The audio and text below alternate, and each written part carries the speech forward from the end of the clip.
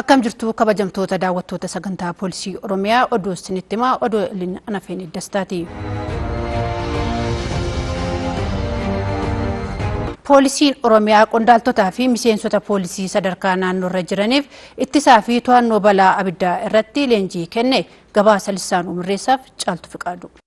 Poolisiin Oromiyaa dandeettii fi ga'umsa miseensotaa cimsuuf leenjiiwwan garaagaraa miseensota poolisii sadarkaa garaagaraatti hawaasa tajaajilaniif kennee jira. Tibbanas qondaaltotaa fi miseensota poolisii sadarkaa naannoorra jiraniif leenjiin bu'uura ittisa balaa fi to'annaa abiddaa irratti kennameera. Leenjiin kennameen balaa gahuu malu dursanii ittisuu fi yoo balaan ga'es akkaataa itti to'achuu danda'an irratti humna namaa ga'oomi horachuuf yaadameeti. Qondaaltonnii fi miseensonni dubbifne tokko tokko leenjicha irraa hubannoo fi barumsa guddaa argachuu dubbatu. Balaa abiddaa kana hambisuudhaaf hojiileen hojjetamuu qaban beekumsi hidhatamuu qabu maal irratti akka ta'e irra guddaatti kan nama irratti xiyyeeffannoo akka kennan kan taasisu yoo ka'eoo kan jedhamus immoo duukaa mala ittiin abidda sana dhabamsiisan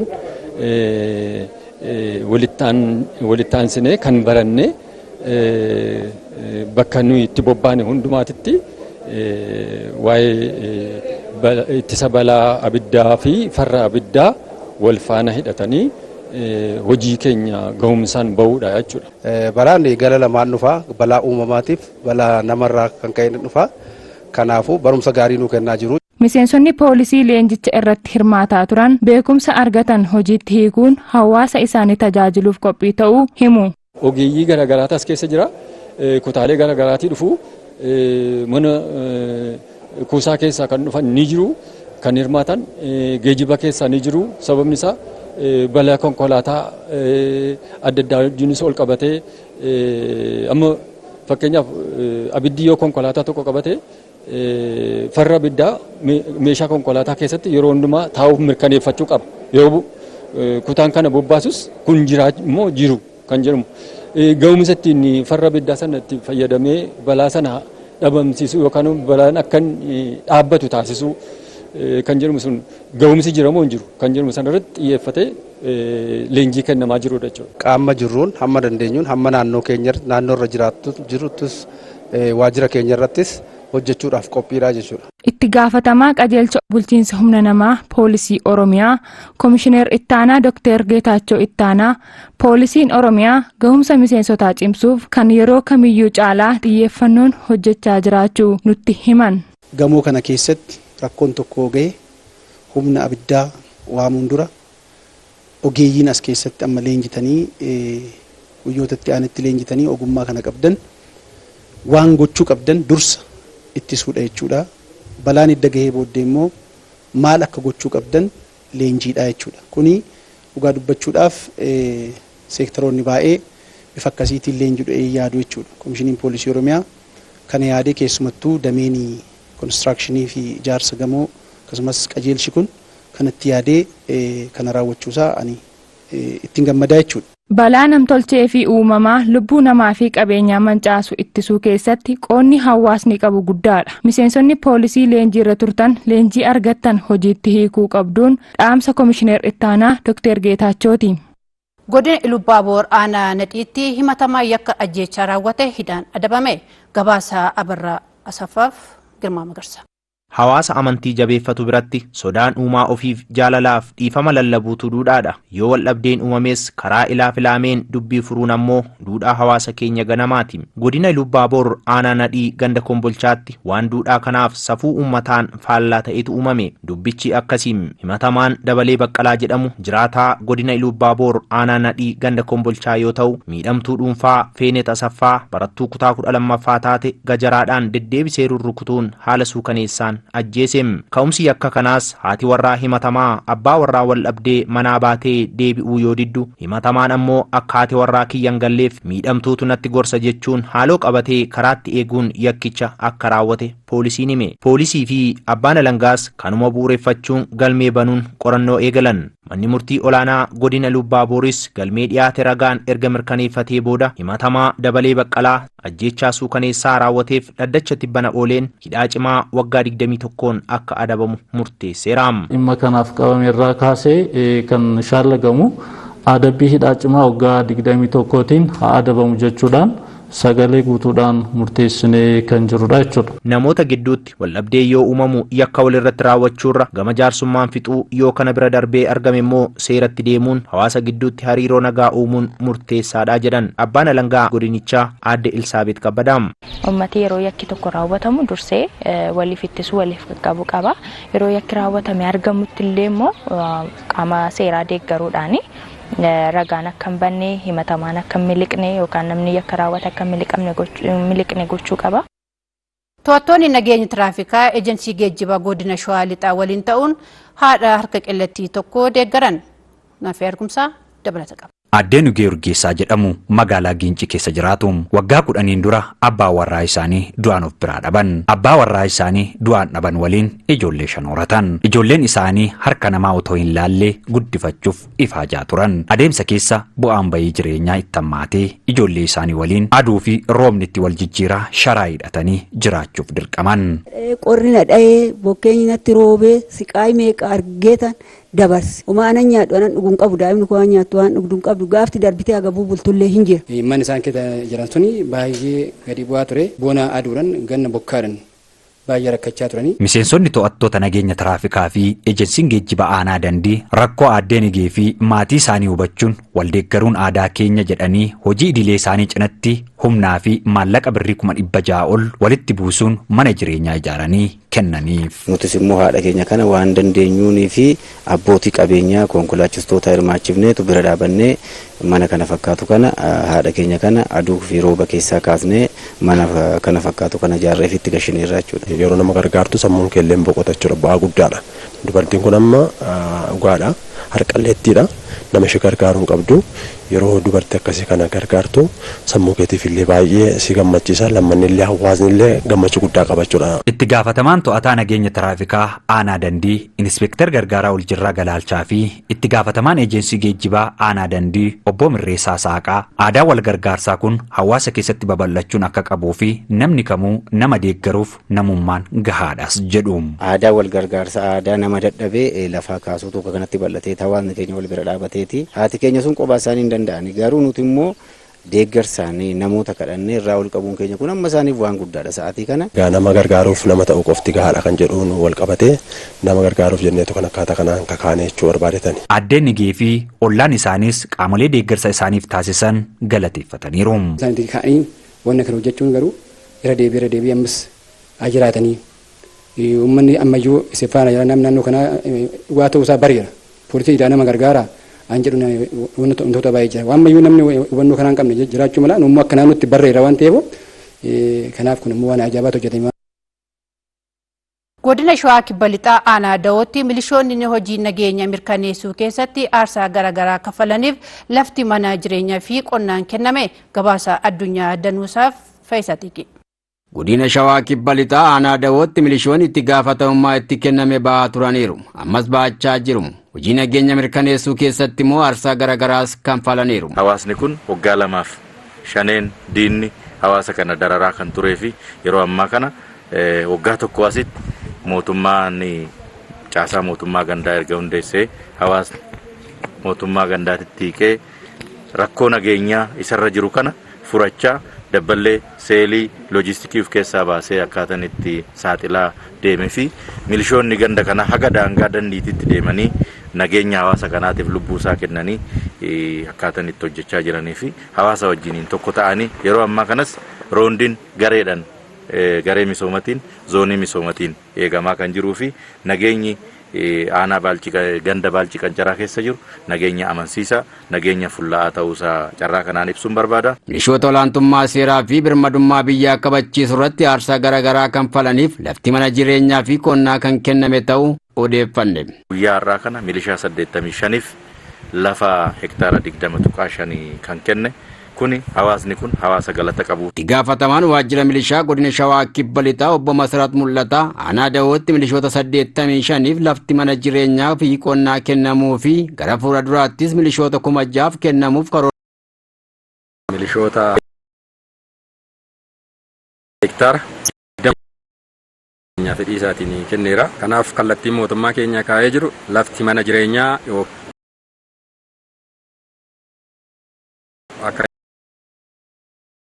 ta'eera. Kanaaf nuti qorannee akka mana maree nageenya godinaatti kallattiin nuti keewwanne tokkoffaa lafti bakka jiru akka kennamuu qabu. Bara kana milishoota 6,000 lafti qabatamaa aanolee godina keenyaa 12tiin akka kennamuu danda'u kallattii keewwanneera. Milishoota birmadummaa biyya isaanii kabachiisuu irratti miidhamaniif tumsi qaamolee hundaan barbaachisaa jedhan hooggantoonni dubbisne. Sadarkaa magaalattis milishoonni keenya aarsaa guddaa kaffalanii qaama nageenyatiif wanni hin taane humtuu nuuf hin ta'u jechuudhaan hawaasni kun lafa qonnaa lafa mana jireenyaa kennuudhaaf magaalli buusatis qophaa'ee kan jiru ta'us. Uummanni keenya immoo milishaa ofiif filatee ofiif ijaarratee nageenya isaas eega waan ta'eef milishoonni lafa argatanii galuu qofa otoo hin taane lafa kanarraa akkaataa ijaarumsa isaaniitiin fayyadamanii garuu immoo nageenya hawaasa isaanii qophaa'ummaa guutuudhaan onnee guutuudhaan tiksuu eeguun fayyadamummaa hawaasa keenyaa kabachiisuun isaan irraa eeggata waan ta'eef milishoonni keenyallee naamusa olaanaadhaan safuu hawaasaa fi duudhaa hawaasa keenyaa eeganii olaantummaa seeraa akka kabachiisan waamicha koon dabarsaa. Namoonni dubbisne deeggarsi kenname namoota birootti samilee horeera jedhan. Kaleessa lafa hin qabne lafa dargaggoon keenya hin qabne kan cunqurfamaa turte kan kaleessa homaa hin arganne kan lafa baaloo tokko kan lafa junkurtii lafa naddoo kan hin arganne argatte. Kutannoon keenyas murannoon keenyas kanuma fakkaata jechuudha. Kun akkuma argitan kana asirratti ammayyuu wanti nuti jennu wanti dubbatu nu deebisuun jiru. Ammayyuu ani baay'een isin galatoomfachuu barbaade. Godina Shawaa Lixaa aanaa dandiitti to'attoonni nageenya tiraafikaa ejensii geejjibaa waliin ta'uun akkaataa balaa tiraafikaa xiqqeessuu danda'amu irratti hubannoo lammiilee cimsuuf hojjetaa jiru. Naaf Herkumsaa dabalata qaba. To'attoonni nageenya tiraafikaa fi ejensiin geejjiba godina Shawaa Lixaa aanaa dandii magaalaa Giincitti waliin ta'uun balaa tiraafikaa lubbuu namaa fi qabeenya irratti miidhaa qaqqabsiisaa jiru akkaataan xiqqeessuun danda'amu irratti hubannoo uumuuf waliin ta'anii hawaasa barsiisaa turuu itti gaafatamaan nageenya tiraafikaa aanaa dandii Inspektar Gargaaraa Oljirraa Galaalchaa fi itti gaafatamaan ejensii geejjibaa aanichaa obbo Mirreessaa Saaqaa akka nutti himanitti. Balaan tiraafikaa lammii keenya deddeebi'ee miidhaa kan jiru waan jiruuf kanammoo hawaasni keenya hubannoo kana irraa baratee galee tokkoon maatii isaatiif hubannoo kenne kana caalaa balaa tiraafikaa qannasuu yookaan hir'isuu dandeenya. Hubannoon hawaasaa kun kan barbaachise hawaasni gahee isaa akka bahuu qabuu fi konkolaachistoonni illee gahee isaanii bahuu akka qaban ogeessi nageenya tiraafikaa daandiirra oolus gahee keenya akka bahuu qabnudha kan ergaan isaa meesaajiin isaanii dabarsee jechuudha. Ariitiin konkolaachisuun namoota lafoo deemaniif dursa kennuu dhabuu fi alkoolii dhuganii konkolaachisuun wantoota balaa tiraafikaaf adda durummaan ka'umsa ta'an keessaa isa ijoodha. Balaa hedduun aanaa dandiitti baay'ee galmaa'eera. Daa'imman haadha malee abbaa malee hafaniiru.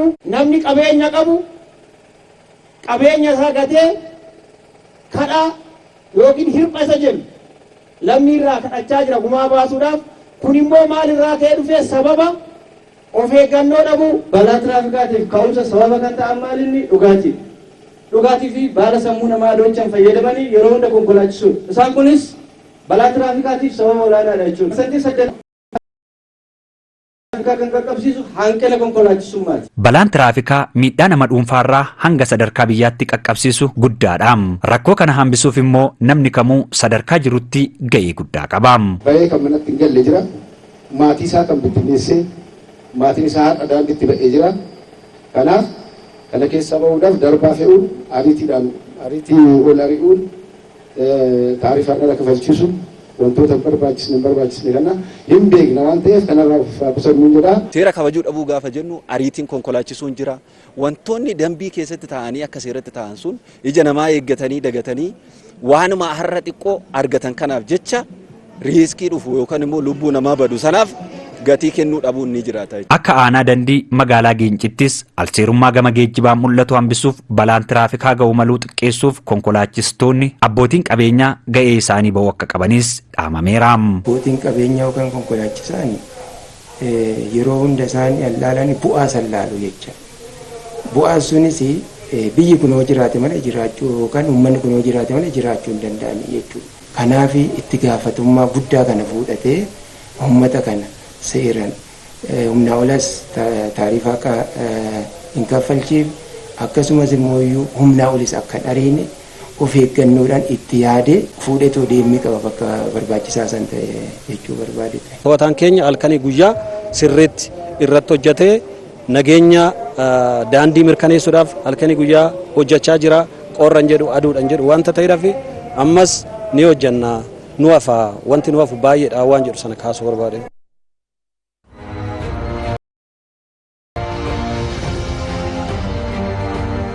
Kabajamtoota daawwattoota sagantaa poolisii Oromiyaa oduu irraaf jedhee qabadhee sumada xumureera qophiilee hafan waliin turtii gaarii.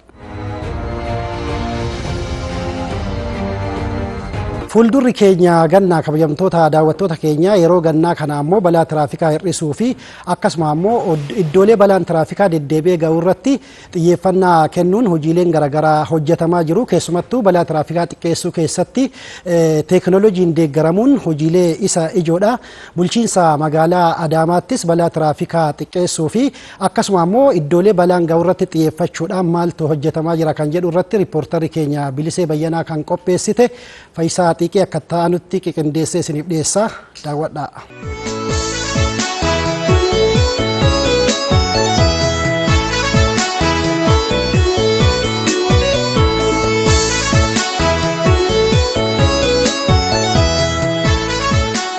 Tajaajilli seektara geejjibaa irraa hawaasni argatu teekinooloojiin deeggaramuun ammayyeessuun hawaasa gama dinagdee fi hawaasummaan fayyadamaa taasisa. Kun immoo guddina dinagdee biyya tokkootiif gahee kallattii garagaraan qabu guddaadha. Tajaajilli seektara geejjibaa irraa hawaasni argatu teekinooloojiin deeggaramee yoo hin ammayyoomne hawaasa rakkoo garagaraaf saaxila. Hawaasni seektara geejjibaa irraa tajaajila argatu teekinooloojiin akka deeggaramuuf mootummaan bu'uuraalee misoomaa teekinooloojiin deeggaramu tajaajila kennan babal'isuu fi hojimaata seektara geejjibaa ittiin buluu ammayyeessuufis xiyyeeffannoon hojjetaa jira. Kun immoo balaa tiraafikaa lubbuu lammiilee fi qabeenya balleessaa jiru xiqqeessuuf illee gahee guddaa qaba. Qophii keenya kanaanis bulchiinsa magaalaa Adaamaatti hojiiwwan balaa tiraafikaa xiqqeessuuf qaamoleen garaagaraa waliin qindoomuudhaan hojjetaa jiran irratti waan qindeeffanne isiniif dhiyeessina.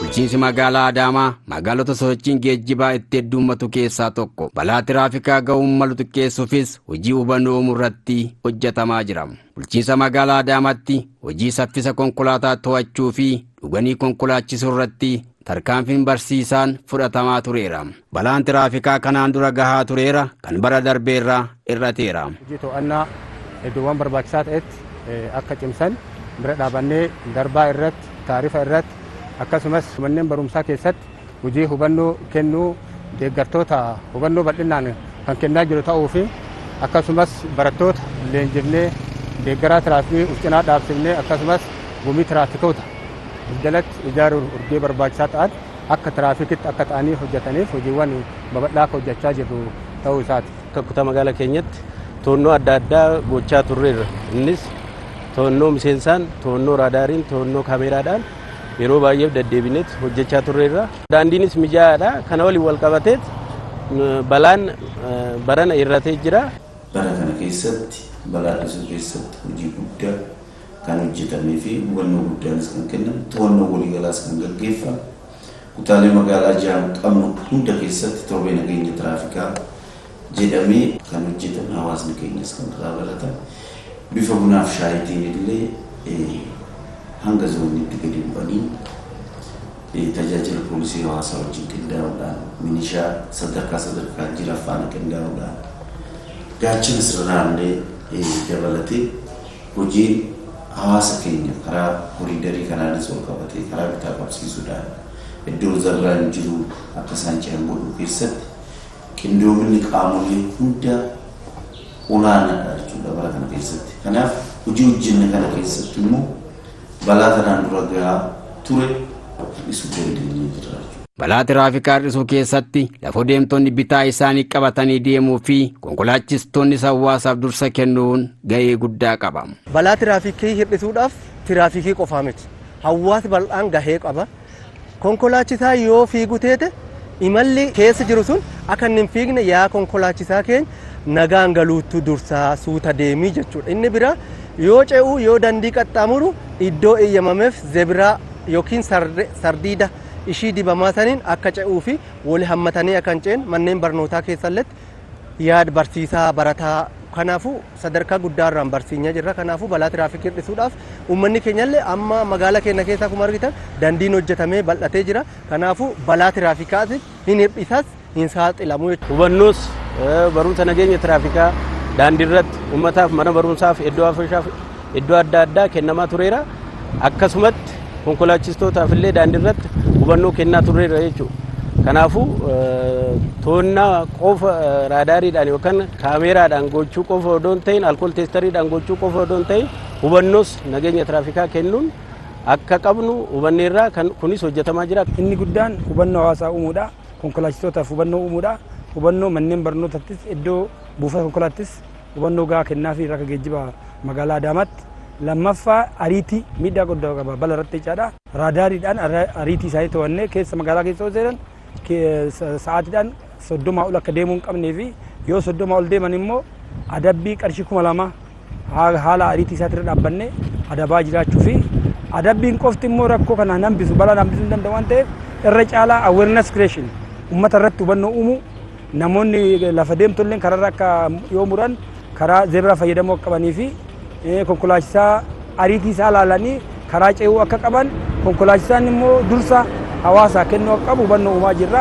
Hojii kana qindoomina qajeelcha poolisii magaalaa Adaamaatii fi adeemsa nageenya tiraafikaa kennuu wajjin ta'uudhaan hojii kana hojjechaa jirra.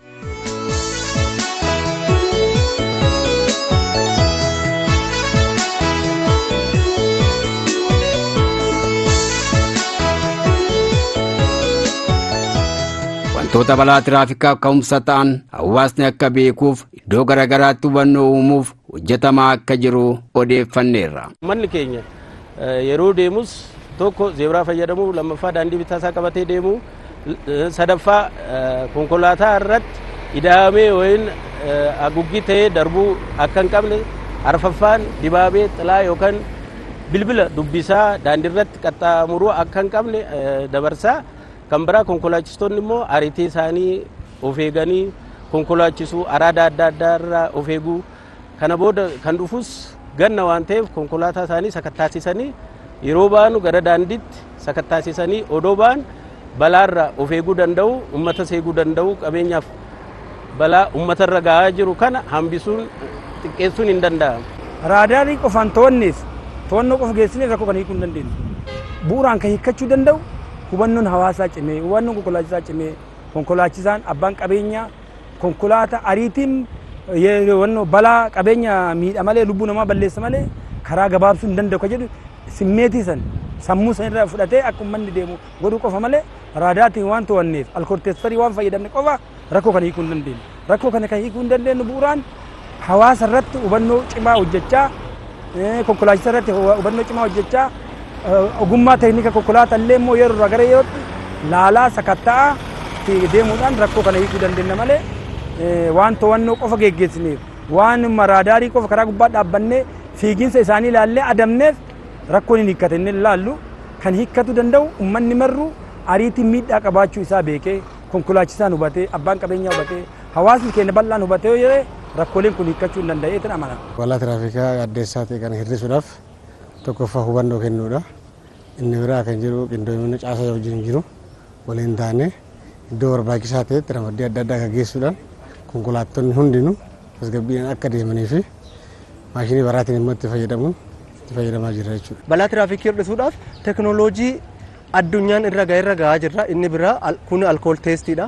Alkool teestiidhaan qidaameedhaaf sanbata guyyaa garaagaraa jijjiira. Balaa tiraafikii hir'isuudhaaf namoota dhugaatii dhuganii akka isaan hin konkolaachin hin barsiinya. Inni biraa raadariin jira. Isfiidii ittiin to'anna. Kanaafuu waa baay'ee hojjechaa jirra. Namoota dhugan alkoolii meeqa akka qaama isaa keessa jiru adda baasa waan ta'eef tarkaanfii isarra dhaabannee tarkaanfii kan fudhataa jiru ta'uu isaati. Kun ammoo namoonni yemmuu amma tarkaanfii fudhannutti hojiin hojjetaa jiru kana kan jaallalaan namoota sanirraa kan baratan kan yeroo biraa itti deebinee akka hin dhumne waan gargaaruuf karaa kanaanis tarkaanfii bareedaan kan fudhatamaa jiru ta'a. Namni tokko alkoolii keessatti argame kan jennu duwwaa tuqaa 2-4 hanga duwwaa tuqaa 2-6 keessatti argame taanaan dambii jinsii geejjibaatiin kan adabsiisu ta'uusaa kan ammoo yeroo ammaa kana to'annee tarkaanfii fudhachaa kan jiru ta'uusaa tarkaanfii duras immoo hawaasni keenya akka inni irraa baratu sagalee guddistuudhaan magaalaa keessa konkolaachisaan tokko konkolaachisaa dhuguu akka hin qabne yoo dhuge immoo konkolaachisuu akka hin qabne hubannoon dursinee kan irratti kennaa ture ta'uusaati. Bulchiinsi magaalaa Adaamaa konkolaattotaa fi meeshaalee saffisa konkolaataa to'achuuf oolan bituun qajeelcha olaanaa poolisii bulchiinsa magaalaa Adaamaaf kenneera.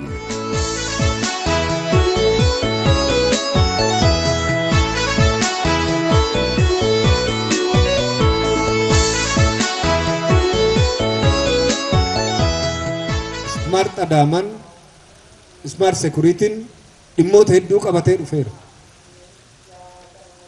Kaameeraa 8 eegallee guutuu magaalaa wal gahaa jira. Kaameeraa qabaachuun galmaa miti. Kaameeratti fayyadamanii nageenya ittisuuf seeraan alummaa ittisuu meeshaa raadaarii kaameeronni AI ta'an sararicha irratti diriiraa jiraniif diriiran kana caalmadhaan deebii kennu. Amma caalmadhaan qophaa'uu barbaada. Caalmadhaan gara sanitti of galchuu barbaada. Siistama sooftiweerii bulchiinsi magaalaa keenya nu oomisheedhaan paadii malee kan to'ataa turre jechuudha. Ammas isa kana gabbisuudhaaf karaa salphaatiin teekinooloojiidhaan deeggaramuudhaan bulchiinsi magaalaa guyyaa har'aa kana konkolaattota ammayyaawaa ta'an salphatti hojii nageenya tiraafikii deeggaruu danda'an meeshaalee teekinooloojii alkool teestar kan jedhamu kanas dabalatee mootoroota hojii nageenya tiraafikii itti hojjetamu guyyaa har'aa kana nu gumaachanii jiranii jechuudha. Sirna bobbii tiraafikaa haala itti bulchinu. Sirna lafa deemtota haala itti barsiifnu itti bulchinu.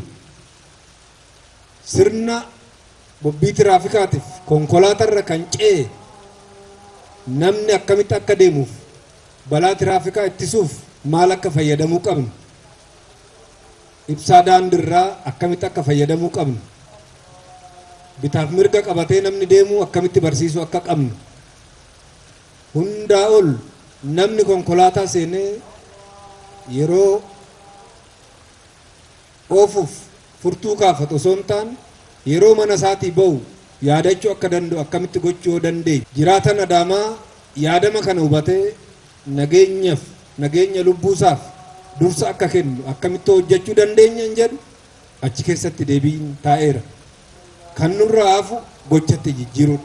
Ajajaan qajeelcha olaanaa poolisii bulchiinsa magaalaa Adaamaa Komishinar Gargaraa Shawaayyee Dachaasaa fi qondaaltonni poolisii magaalaa Adaamaa deeggarsa bulchiinsi magaalaa Adaamaa taasiseef galateeffatanii deeggarsa argatan hojii isaanii si'eessuun balaa tiraafikaa xiqqeessuu keessatti ga'een kan qabu ta'uu nutti himan. Bulchiinsi magaalaa Adaamaa dhugaa dubbachuudhaaf guyyaadhaa gara guyyaatti poolisiin akka magaalaa hojii magaalaa beekumsaan dandeettiidhaan akka deeggaramu yeroo hunda gaafii gaafanne qixa sirriitiin nu guutamaa jiraachuun isaa hin beekamu. Kanaaf konkolaataa to'annaa nageenya tiraafikiitiif oolu moodeelii Toyota Corolla Cross jedhamu miliyoona 18 ol baasii godhee nu bitee jira. Kan biraa daandiin kun daandii akka biyyaatti algalchee fi alargee keessatti kan hundaa'u konkolaataan guguddaanis giddugaleessis kan keessatti saffisaan deemu waan ta'eef kanaaf teknooloojiidhaan hoogganamnee nageenya tiraafikii ittisuu akka dandeenyu nu mijatee jira. Akkasumas konkolaachistoonni yeroo ammaa kana rakkoo naamusaa adda addaatiin kan saaxilamanii fi balaa geessan hordofuudhaan to'achuudhaan alkool firii cheek godhanii to'achuudhaaf kan nu gargaaru hidhannee jira. Kan biraa keessumattuu to'annaa nageenya tiraafikii wajjin wal qabatee komishiniin poolisii Oromiyaa mootora tokko akka ittiin deeggaramnu bara kana keessatti nu taasifamee jira. Loojistikii to'annoo kanaaf oolan guutuu keessattis gahee guddaa kan taphate ta'uusaa bulchiinsi magaalaa bara kana keessummaa simachuudhaaf kan oolan konkolaattota 2 nu bitamanii jiru. Kana keessatti qajeelchi olaanaa poolisii bulchiinsa magaalaas gahee guddaa fi abbummaadhaan gahee isaa hojii kanaaf iddoo guddaa waan qabuuf sochii nageenya tiraafikaa waan hundaaf adda duree ta'uusaa hubatee bulchiinsa magaalaa wajjiniin konkolaattonni kun bitamanii yeroo ammaa kana hojii irratti kan argaman ta'uusaa.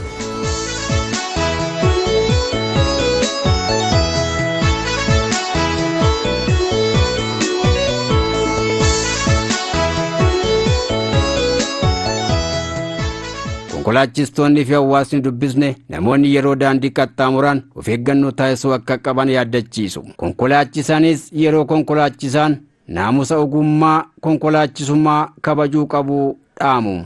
Saffisaan ofuun balaa namatti dhufe ofirraa eeguu danda'anii suuta yoo deemne immoo akkasumatti balaa ofirraa eeguu dandeenya jechuudha. To'annoo raadaarii kun baay'ee mijataadha, bareedaadha. Humnaa ol konkolaachisu balaa tokko tokko geessuu dandeessa.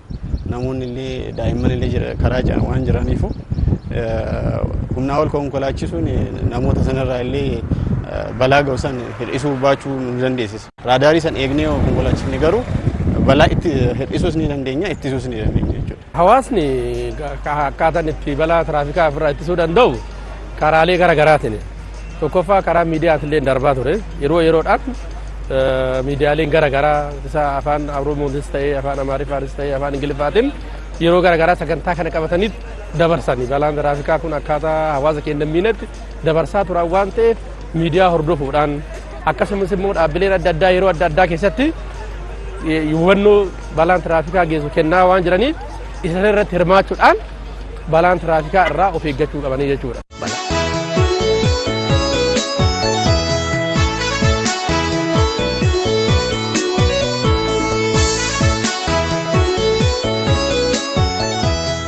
Magaalaan Adaamaa magaalaa guddinarra jirtu yeroo ammaa kana kallattii hundaanuu kallattiin daandiin lafa deemtotaa zeebiraan dalagameet haalli bareedaan ni jira. Kanaaf uummanni magaalaa keenyaa haala bareedaa kanatti fayyadamee hubannoon yeroo baay'ee nutis ta'ee qaamonni nageenyaa hunduma hundatti hubannoo kennaa jiran.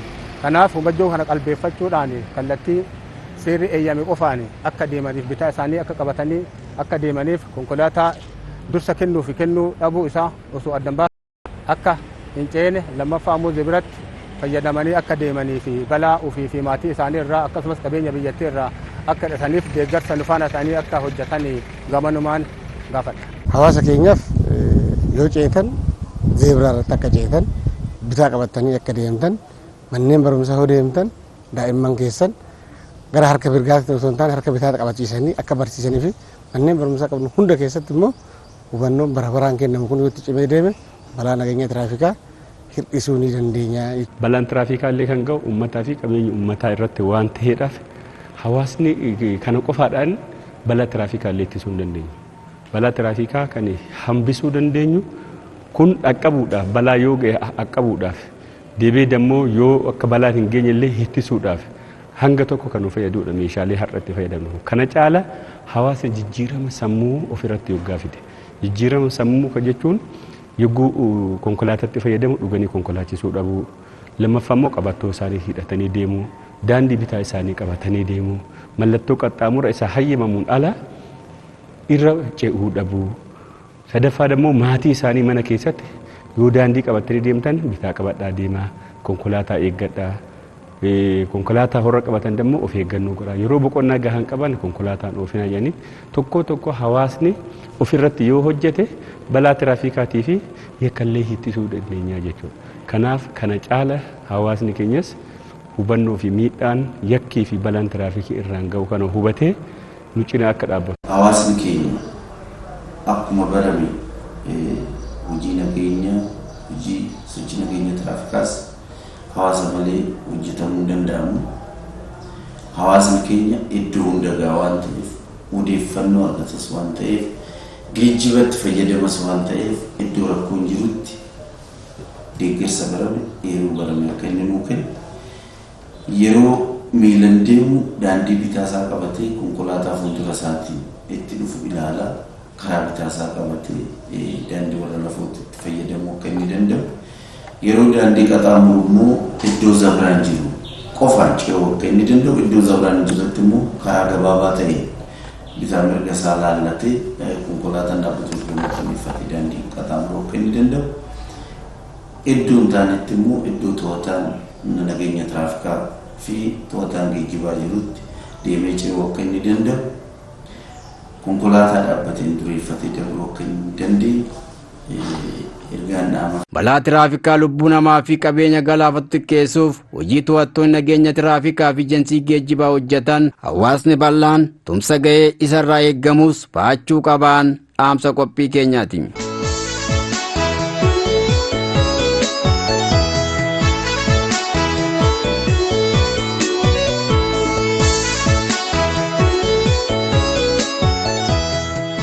Daawwattoota keenya tokko lama jennee ol duraa duubaan oduu fi odeeffannoo akkasuma immoo qophiilee lama ol duraa duubaan isin biraan geenye kanarraaf jennee xumurree istiidiyoo irraa sagantaa beeksisaa isin faana turtii kanan taasise Anaa Ahimad Garaaddaati. Torban qophii dilee sattaanuun hanga walitti deebinutti nagaan naa turaa.